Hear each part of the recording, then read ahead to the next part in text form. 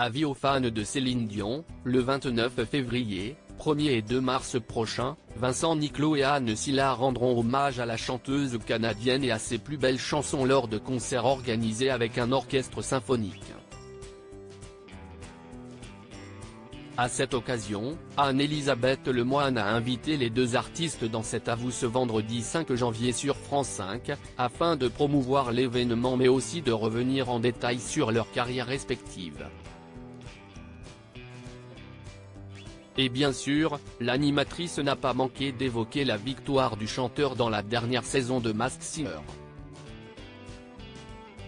La star de la chanson était en effet cachée dans le costume du husky et a donné du fil à retordre au jury d'enquêteurs de la saison. Ce qui m'a intéressé dans ce concours c'était de chanter un répertoire que je ne chanterai peut-être plus jamais, comme du Britney Spears ou du David Guetta et de faire des chorégraphies, a commencé Vincent Niclot devant l'équipe de cet avou. J'avais besoin, à ce moment-là précisément, de rentrer dans la peau de quelqu'un d'autre, a-t-il poursuivi. Et à Anne-Elisabeth Lemoine de rebondir avec humour, d'un chien en l'occurrence.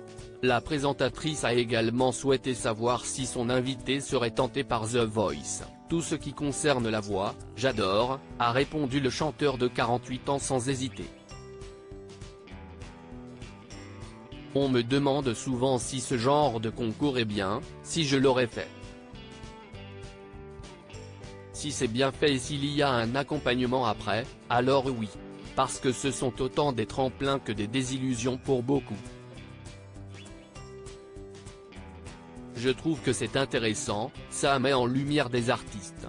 Supérieur à Masked Singer, découvrez le prix exorbitant des costumes et ses amis proches disparus auxquels Vincent Niclot a dédié sa victoire. Lors d'une interview accordée à Télé 7 jours en juin dernier, le ténor avait en outre dévoilé la raison bouleversante pour laquelle il voulait gagner Masked Singer.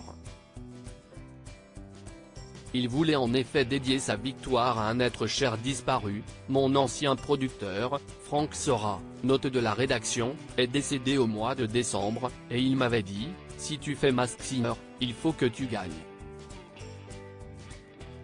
Pour son ami, celui qui a fait un furtif passage dans le boys band That's French a donc pris soin de ne pas se faire démasquer, je me suis aussi battu pour lui, avait-il assuré à nos confrères. Et de révéler, il souhaitait également qu'un jour je sois numéro 1 du top album en France. Il est parti en décembre, et j'ai été numéro 1 des ventes physiques en mars dernier avec mon album Opéra Celte. J'en rêvais, c'était hyper important pour moi qu'il fasse un très bon démarrage. Malheureusement, mon producteur n'était plus là, mais j'ai exaucé ses vœux. J'étais content pour lui. Crédit photo, capture d'écran France 5.